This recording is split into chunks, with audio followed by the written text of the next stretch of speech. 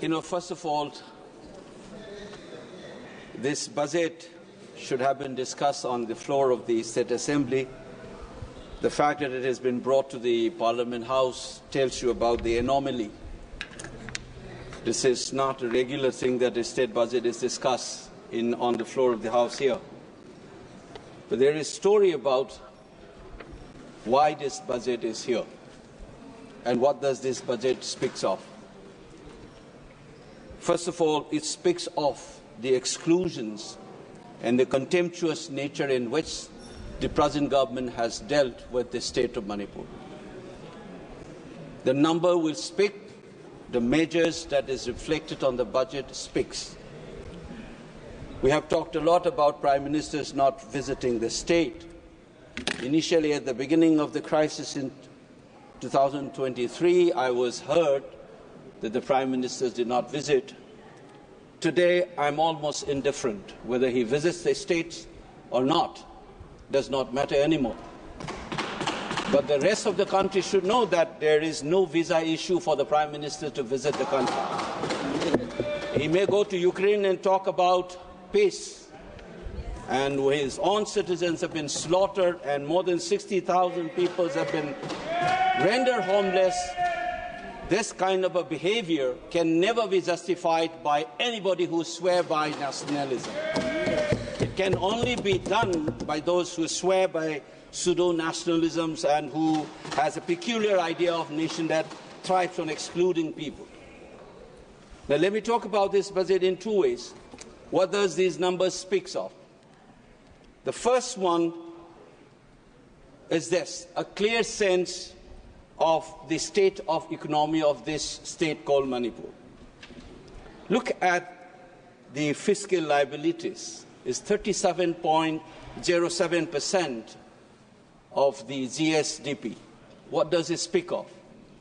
It speaks of a terrible state of an economy, the debt burden that the state witnesses. Look at the revenue expenditure, 61%, of which roughly around 45% goes to salaries and pension. Look at the capital expenditure, 39%.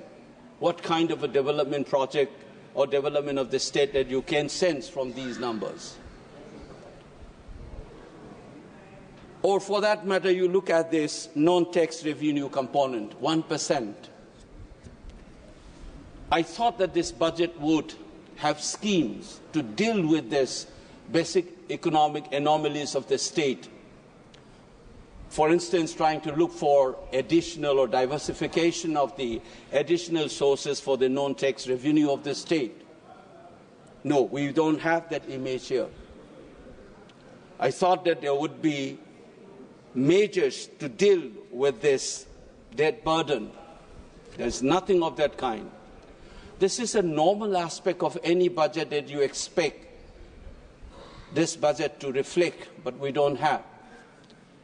But over and above this, you have this crisis for 21 months. Does that budget reflect anything on that? No, nothing of that kind.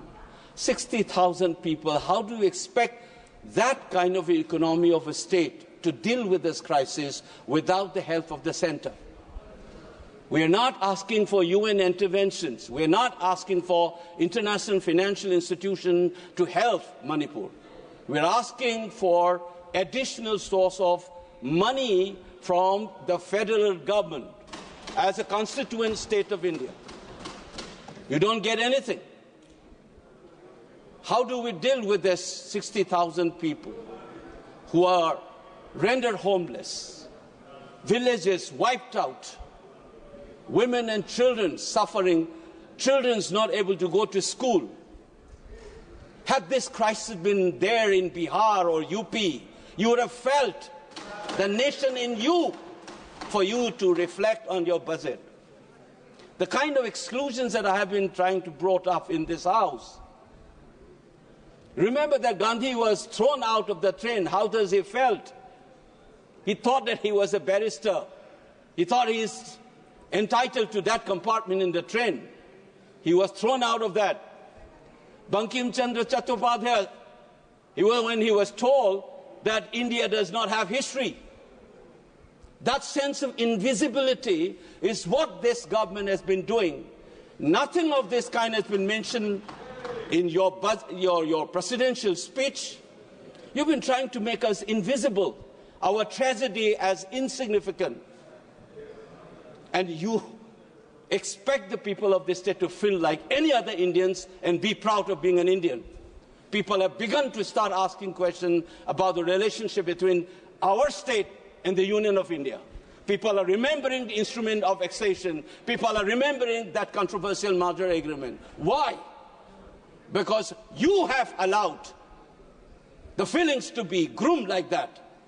And this budget is an addition to that series of actions that you have conducted. I'll give one more example, which I felt as I sat in this house and listened. I've seen floods in my home state. Even the Raj Bhavan was inundated. Every year it has become a ritual. Did the budget reflect anything on that in the national budget? Does it reflect in this budget as well? Nothing of that kind. 11,500 crore, 11,500 वाला जो दिया गया था आपने बिहार को, क्यों? Because Bihar is more Indian than Manipur. You think that you said that you will try to help the state of Assam and Himachal for the flood. Nothing has been said about Manipur. Ask your governor how the residents of that Raj Bhavan was inundated. Was it a foreign country? Or even if it were an ambassador's house, you would have invested. This is a state's governor. Under the Union of India, you don't bother and you expect us to feel normal, being included. Madam Chairperson, I am representing a voice. I have taught generations in this country, from Kanyakumari to Kashmir, from Gujarat to Nagaland. For 30 plus years, I have seen this. And you think it's normal that we, as people's representative in this House, will continuously throw this kind of insults? This budget is the same story that I have been witnessing. What do we do now? What can I expect from this government? What they will end up doing is, though this is being a budget estimate they are projecting for 25-26, at the end of the day you said, because I'm aware this is vote on account, and you say 50% has been approved, it's like a ritual, you will finish it off. Manipur even doesn't address. A ritual will be completed in a couple of days. Is this the largest democracy's temple would be indulging itself? I'm ashamed of myself to bring up these issues. It's not a joke.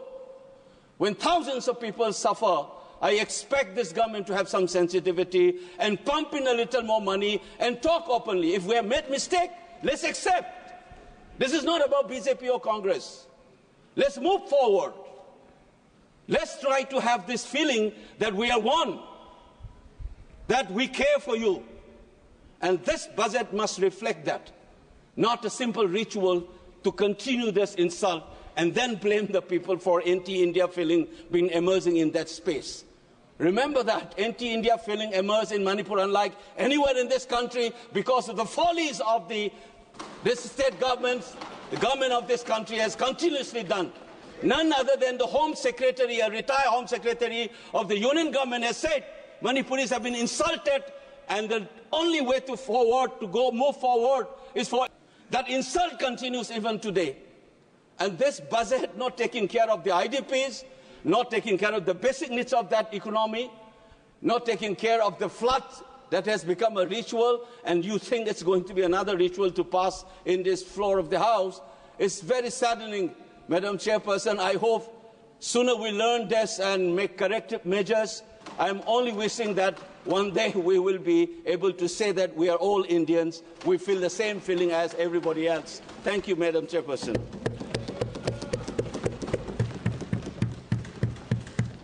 Shri Bhola Singh.